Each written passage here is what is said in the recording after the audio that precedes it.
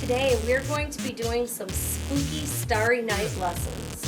Starry Night is the painting that you can see behind me, and Starry Night was made by the famous painter Vincent van Gogh. Next, I'm going to tell you about the Starry Night stations that you can choose from today. If you would like to do an online activity, go to your computer and choose your grade level, and then choose the link that says Starry Night. On that page, you may rewatch the video, Katie and the Starry Night. You may click here to do a Starry Night puzzle. You may watch a Starry Night animation. If you click here or here, you can explore a map of the night sky. And last, there's a video on how to draw shooting stars. For students who choose to do how to draw shooting stars, I will put some materials out on one of the tables so that you can take a paper and pencil back to your computer to draw. This activity might be too hard for kindergarten and first grade. This station is the spooky skull station. Here you can draw a human skull. You can take one of the skulls out of the basket to set down next to your paper as you draw. There are step-by-step directions that you can follow, and you may use the blank paper, colored pencils, or regular pencils to make your picture. When you're finished, all of the skulls should go back in the basket, all of the how to draw papers back on the stack, and all of the pencils back in the basket. This station is the Starry Night Art Station. Here, you can create a star in the style of Vincent van Gogh. Here are some of Vincent van Gogh's Starry Night pictures. When you're finished, your project will look something like this. Here, you take a pattern, you put it on top of a black piece of paper, use your pencil to trace, get a pair of scissors to cut. Don't forget to throw your scrap in the garbage and put your scissors and pencil back in the basket. Then, the next thing that you're going to do is, you may use the oil pastels to draw stars, swirls, a moon. This black shape right here is a tree branch from a tree called a cypress tree. When you're drawing, you might make dotted lines, swirls, you might draw the moon, you might make circles around the stars to make them look like they're glowing. Use your own ideas. You may keep your star to take home, or if you'd like me to hang it up in the hallway, put your star in the white tub and I will save them to hang in the hall. But if you want me to hang it in the hall, be sure to put your name on the back. Thank you. This station is the Playdough Sparkly Glittery Starry Night Station. Here you'll be experimenting with making sculptures and adding texture to see if you can make a starry night picture. Here you'll be doing this for fun. You will not be taking home the Play-Doh. You'll just be making the sculptures and experimenting with texture. So the first thing you do is you choose one container of Play-Doh and set it down, whichever one you want, set it down in front of you and open it up to get out the Play-Doh that you are going to use. Then you may use cookie cutters and rolling pins to make some different shapes. Let me show you how. So, you take your Play-Doh, pinch a piece off. You can flatten it out with your hand. You can use the rolling pin to make it flatter. Just roll it back and forth. We don't eat the Play-Doh. We also be careful not to put it on the floor. If you drop a piece, pick it up right away. Here's how you make a shape with a cookie cutter. You lay it on top of your Play-Doh, press it down, and then take the extra Play-Doh off, and you will have a shape. If you want to, you can also add some texture to your star. I have some shapes, like I have some noodles. You just press it, lift it up, press it, lift it up.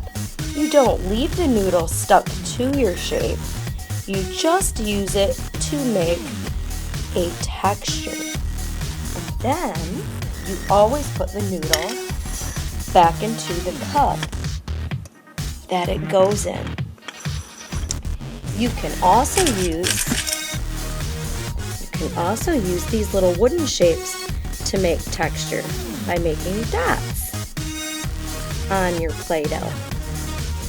I also put a cup out with some paper clips. You can use these to make texture on your Play-Doh.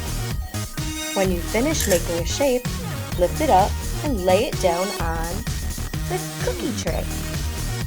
Here's another thing you can do with your Play-Doh. You can take a piece of Play-Doh and you can put it down and you can roll it back and forth with your fingers to make a long, skinny cylinder shape. You can roll it up into a swirl.